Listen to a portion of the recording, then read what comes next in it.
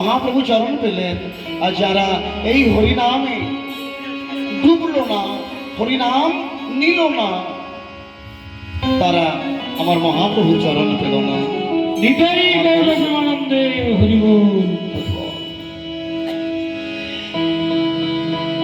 সোনার গোড়ায় এসেছে আজ এই সোনার নদিয়ায়।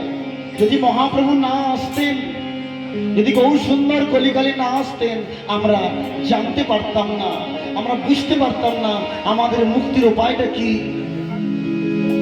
বুঝতেই পারতাম না আমরা কি করে ভগবানকে লাভ করব। তিনি এসে বুঝিয়ে দিলেন যে ও কলির জি, দিনান্তে একবার কৃষ্ণ বলো, তবেই তোমরা ভগবানের চরণ লাভ করতে পারবে। হরিবল হরিবল। একমাত্র কৃষ্ণ নামের দ্বারায় ভগবানকে পাওয়া যায়। আর কলিযুগে নাম রূপে কৃষ্ণ অবতার, কলিযুগে নাম রূপে কৃষ্ণ অবতার।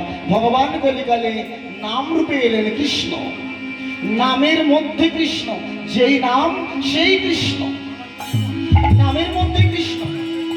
যদি কেউ হরি নামটাকে করতে পারে তাহলে তার কৃষ্ণকে পাওয়া হয়ে যায়।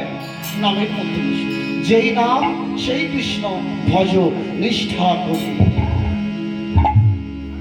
আর যখন মহাপ্রভু কলিকালে এলেন, দেখেন সত্যযুগের মানুষ ভগবানকে পেয়েছে, তারা ধ্যান করে। ত্রেতা যুগের মানুষ ভগবানকে লাভ করেছে যজ্ঞের দ্বারায়। দাপর যুগের মানুষ ভগবানকে লাভ করেছে সেবা অর্চনার দ্বারায়। কলি যুগের জীব কি করে ভগবানকে পাবে? অন্নগত প্রাণ সংসারী জীব মহাপ্রভু কৃপা করলেন। শোনো ভক্তগণ, তোমরা দিনান্তে সারাদিনে অন্তত একবার কৃষ্ণ বলো।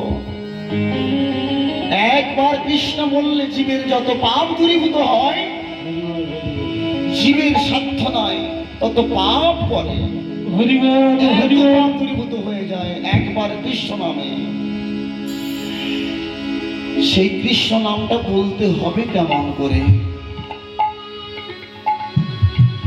যখনই কৃষ্ণ বলবো সেটা যেন অন্তর থেকে হয়, ভক্তি ভরে হয়, প্রেম দিয়ে হয়। বাইরে লোক দেখিয়ে কৃষ্ণ বলে কিচ্ছু লাভ হবে না।